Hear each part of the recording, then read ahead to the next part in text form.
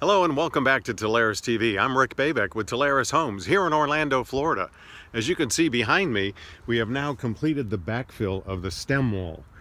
Our last little show that we did, we were pouring our stem wall, and you can see it's completely filled with concrete, and the rebar is now protruding up through that.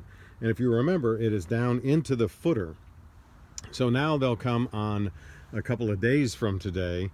They will be pouring all of this with our 3000 psi fiber mesh concrete, and it's going to go into the back of these chair rails or chair blocks, as you could see. So this has all been compacted. Our engineer's been out to inspect it, and we'll be pouring this here shortly after the weekend. And you'll see all of the pipes coming up. There's a set of gloves there for a little bit of brevity, but you could see obviously the blue is the cold water lines and the red is the hot water lines. And you can see there is going to be a shower where it's been poured in. Those white pipes you see in the background are the air conditioned chases, and the other stacks that you see coming up are for plumbing stacks for bathrooms and toilets, etc.